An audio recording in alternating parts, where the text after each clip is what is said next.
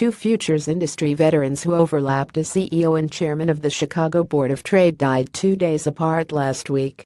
Robert Wilmouth was the CBOT's president and CEO from 1977 to 1982, when he became the first president of the National Futures Association, the self-regulatory body for exchange users that fought off efforts to tax futures transactions. He also was chairman for 2 decades of Chicago's LaSalle National Bank, which was bought by Bank America in 2007. Leslie Rosenthal, the CBOT's member-elected chairman from 1981 to 1983, was a futures broker who helped lay the groundwork for the exchange's eventual merger with its fierce rival, the Chicago Mercantile Exchange. Wilmouth was 88 when he died September 14, according to a death notice.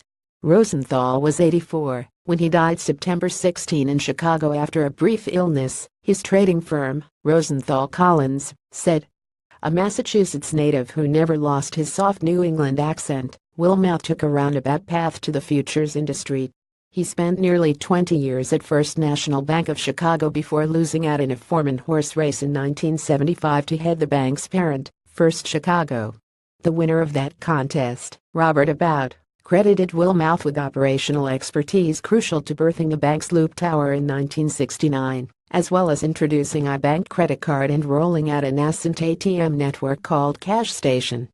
All-around executive, that building wouldn't have been built without Bob. Gail had the vision, About says, referring to former CEO Gaylord Freeman, and Bob was the implementer. He was an all-around executive.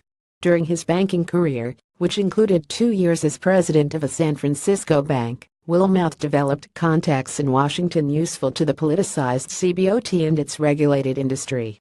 His CBOT tenure was indeed marked by conflict among members, particularly over a new building for agricultural products. It created a difficult problem for Bob, says Thomas Donovan, who succeeded Wilmouth as CEO.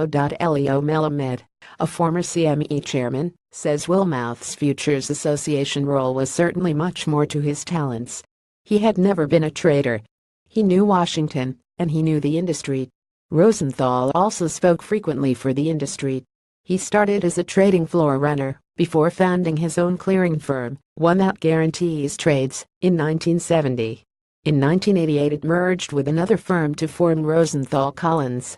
Before chairing the CBOT, Rosenthal headed the Board of Trade Clearing Corporation in the late 1970s.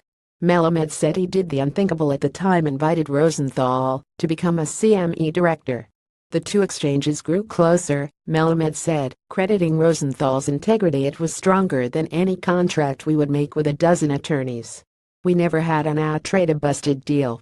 The exchanges merged in 2007, forming CME Group. Services for Wilmouth are set for 10 a.m. September 22 at St. Teresa Catholic Church in Palatine. Details on this visitation, set for September 21, are here.